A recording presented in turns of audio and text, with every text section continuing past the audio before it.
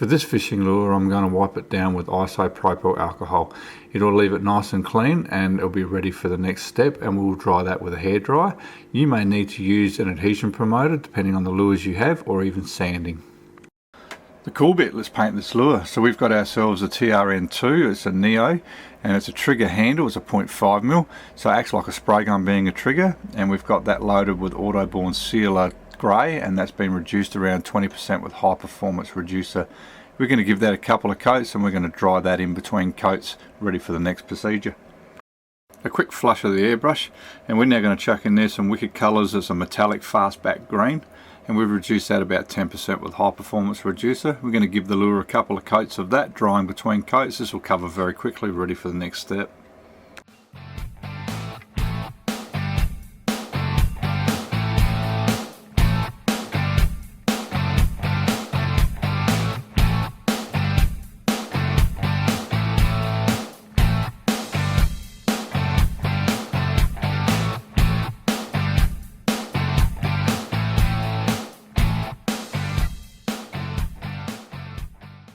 So what I've done is I've grabbed some Wicked Colours Fluoro Pink and I put that through a TRM1 0.35mm Neo, and I've covered the total top of the lure and let it blend slightly down the sides.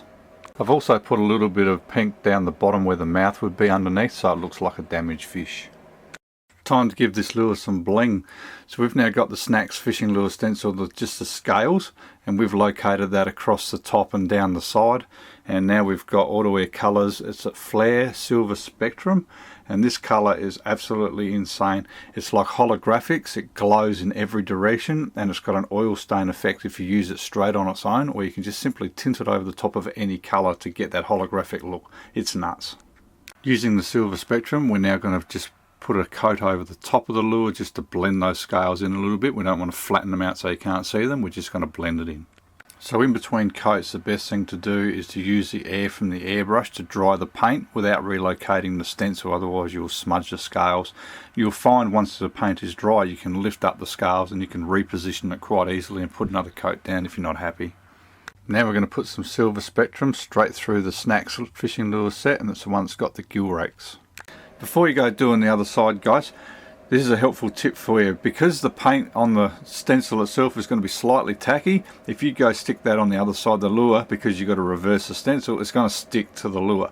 So if you go to the spray accessories section on the website at airbrushmegastore.com, grab yourself some big wipes, pick out one of those, put a little bit of high performance reducer on it and wipe down your stencil. The paint will come off within 5 to 10 seconds, dry it off. You can now see exactly through your stencil again, perfect for relocating the other side and no paint transfer. It's time to bring these colours to life with clear coat. So the products you've been using, they're all water-based base coats, but they are all automotive grade pigments, which means you can use acrylic lacquer clear, you can use 2-pack clear, you can dip them, you can have a look at YouTube, you will find there's many different ways to clear coat your fishing lures. But for this job, I'm going to use the acrylic lacquer clear that I found at Super Cheap Autos. It's Duplicolor and it works very well with these paints and it doesn't go yellow. A little bit about acrylic lacquer clear. If you've got warm to hot conditions, you can follow the manufacturer's specifications and you'll get a good result. But if you've got cold conditions like we've got now, we've got 2 degrees here right now, which means the substrate temperature of the fishing lure is going to be lower than that. If I try to clear it, what's going to happen is the clear is going to either react and crocodile or it's going to crack. It's not the paint we've put on, it's going to be the clear coat reacting to the cold weather. So what we're going to do is we're going to warm the fishing lure up by putting a fan heater in the area, and then we're going to put on a couple of coats, drying them with a hairdryer in between coats, and that's only going to take 10 to 15 seconds. Then we're going to build up our coats until we get it nice and glossy. Now if you go for a really saturated coat, it is possible you can get bloom, being the fact that it's so cold, and that is going to be a white tinge. So I suggest you build up your coats medium to wet, and then when you've got it to a stage that you're happy with, call it done. These are the products we use to create our fishing lures, and they're all found at airbrushmegastore.com, except for the acrylic lacquer clear. If you need something and you can't find it, send me an email, info@airbrushmegastore.com. I'm there to answer your questions.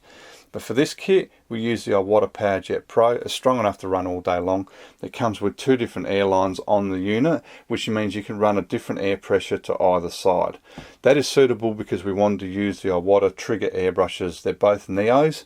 Why do we use these? Well, being a trigger, when you release the trigger, the airflow and the material stops. So if you're a beginner airbrush artist, you can get great results immediately. If you try to go straight to a trigger airbrush on top of the airbrush, you're going to find that it's going to be harder to use. It's going to take a lot longer to get the knack of it.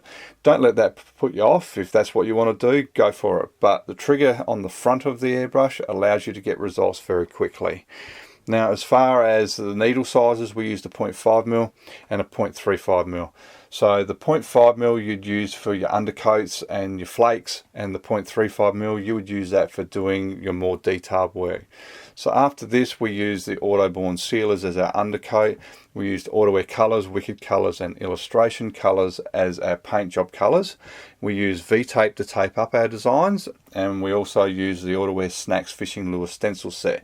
Everyone needs to have these. It comes with a multitude of stencils in that set, different sizes. You can create your scales, your gill rakes, multiple designs. I can't see you doing fishing lures without them. And then we used a variety of Artul stencils, which gave us a great deal of different designs. So if you want to get the results that you've seen in this video, grab this gear and you'll get professional results too.